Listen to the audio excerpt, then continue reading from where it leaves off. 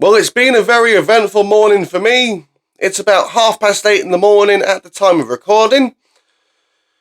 I watched some bits of SmackDown I needed to watch. I skipped certain bits, the women's segments, the ad breaks, if you can call them ad breaks, because on Netflix for SmackDown, all you get is, we'll be right back with WWE superstars posing and doing their poses and all that stuff. So obviously I'm going to skip that shit, right?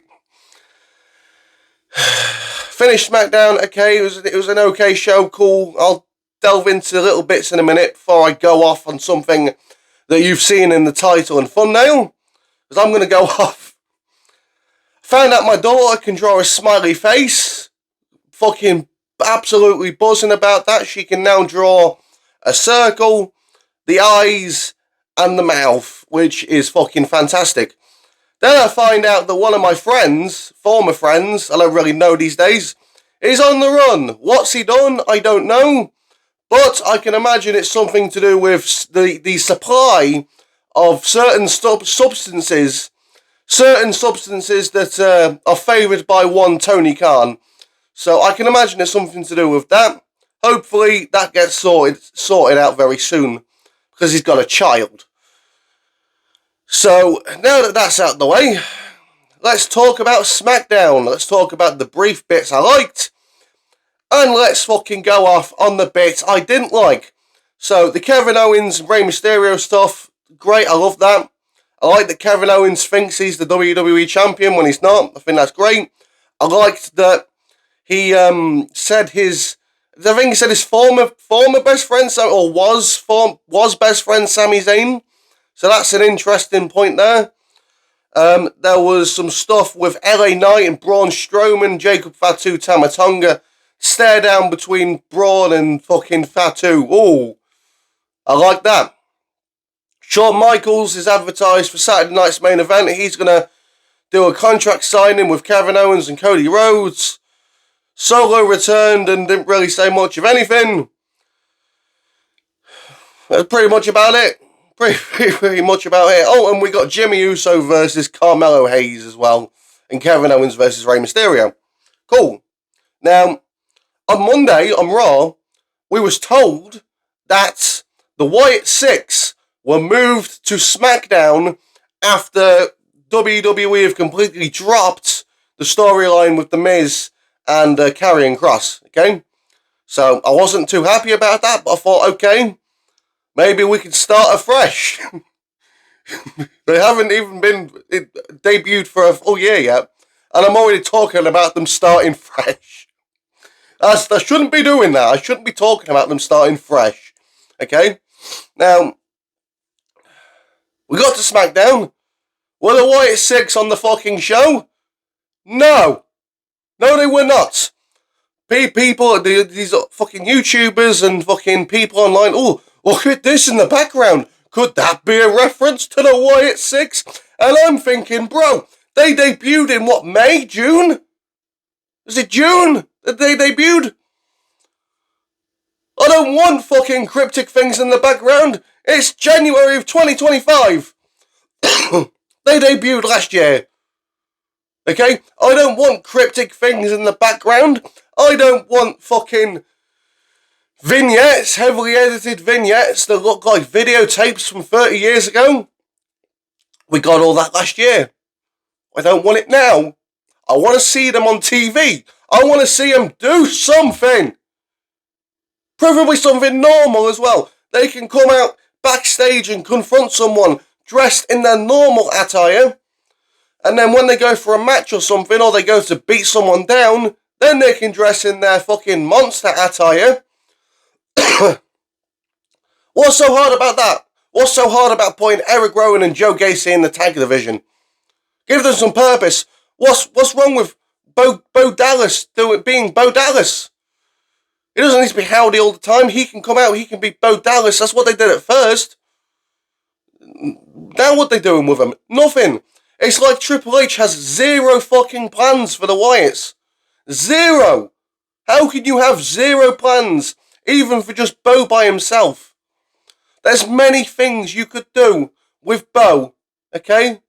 You could put him up against John Cena, for God's sake. a former foe of Bray Wyatt, Roman Reigns, LA Knight, Braun Strowman. There's so many things you can do, and you just don't have them on the show whatsoever. There's many things you could have done on Raw. Seth Rollins.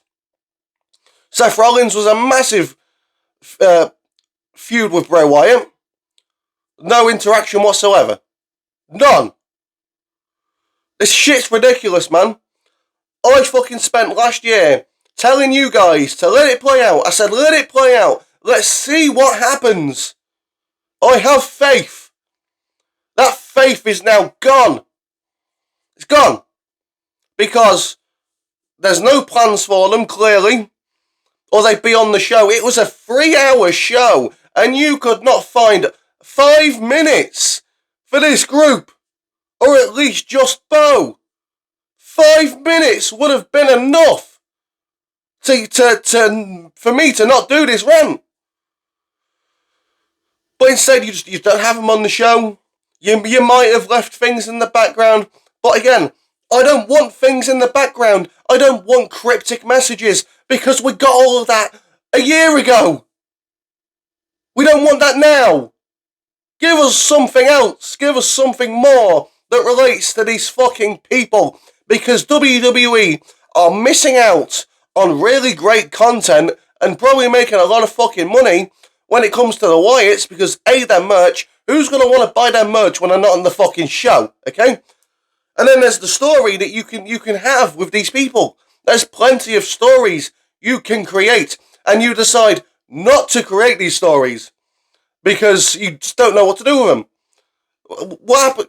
Isn't Rob Fee one of their main guys who's doing all of this? What's going on? For God's sake!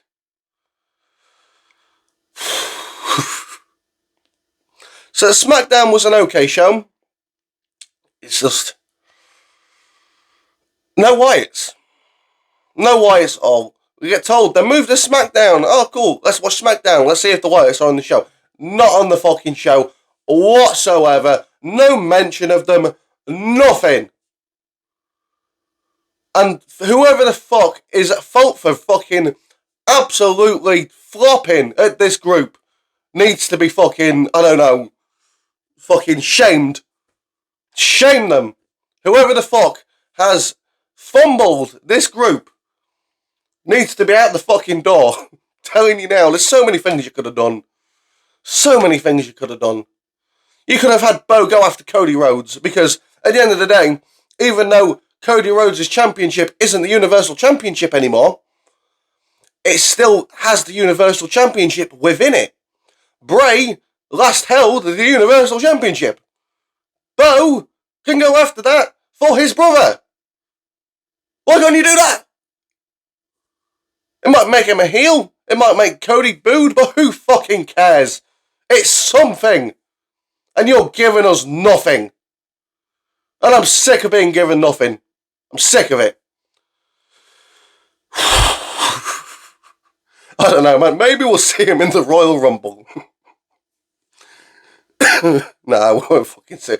We won't see these people in the Royal Rumble, man. They don't interact with the rest of the wrestling space. They're not real professional wrestlers. They don't care about the wrestling. Apparently they don't care about being on the fucking show either. Honestly, it proves people like Jim Cornette right, when it's not the case. You could have had these people and made them work. But they haven't worked because they've missed about 6 months worth of TV. This is a fucking joke. And whoever's at fault needs to fucking rectify this immediately. Because the Wyatt Sicks is fucking dead. They're dead. How are you supposed to fucking rebuild them now? After you've just kept them off TV for months at a time. And then you bring them back to feud with The Miz and Karrion Kross. A storyline that was probably never going to work in the fucking first place. You basically set them up to fail. You had Uncle Howdy lose a match, which is fine, I don't mind that. But then they run away to SmackDown. They've ran away like cowards to SmackDown. They're the big monsters. What the fuck? And now they're on SmackDown, we don't see them. So, It wouldn't surprise me that later on this year, we'll see headlines from Fightful.